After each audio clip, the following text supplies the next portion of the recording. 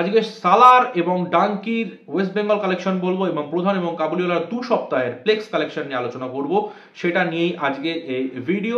প্রথমেই প্রধান এবং কাবুলিওয়ালাকে নিয়ে চলে আসতে চাই। প্রধান এবং Kabuliwala total box office collection আমি একটি ভিডিওতে বলেছি, আপনারা চেক আউট করতে পারেন।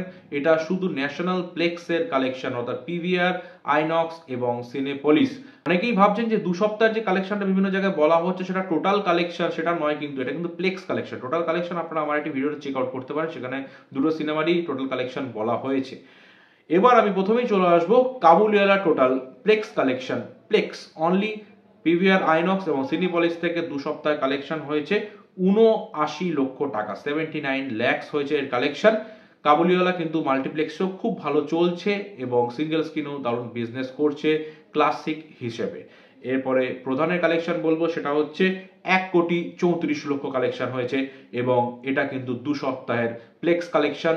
প্রধানও কিন্তু মাল্টিপ্লেক্সে বেশ ভালো চলছে, কারণ প্রধান সিনেমাটা এমনভাবে বানানো হয়েছে যে মাস এবং ক্লাস দুজনেই কিন্তু সেটা পছন্দ করবে। এরপরে চলে আসবো আমি মাচ অ্যাওয়ার্ডের ডাঙ্কি এবং সালারের box office collection West Bengal থেকে।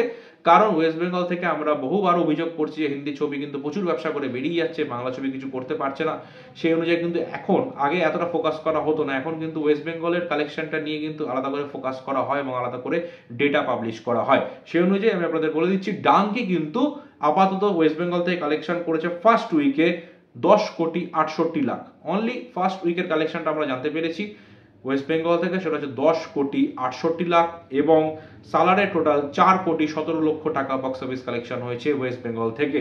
এটা কিন্তু বেশ ভালো কালেকশন ওয়েস্ট বেঙ্গল থেকে। সালারের কালেকশনটা এই কারণেই কম, কারণ ওয়েস্ট বেঙ্গলে কিন্তু শাহরুখ খান এবং সালমান খানের ফ্যান কিন্তু অনেক বেশি তুলনামূলকভাবে দক্ষিণী ছবিতে। ইয়াসের ফ্যান ফলোইং প্রচুর রয়েছে, সেখানে কেজিএফ কিন্তু মারাত্মক কালেকশন করেছিল। কিন্তু এক্ষেত্রে আমরা দেখতে পাচ্ছি সালার কিন্তু একটু অবশ্যই পিছিয়ে রয়েছে ওয়েস্ট বেঙ্গলের কালেকশনের দিক থেকে।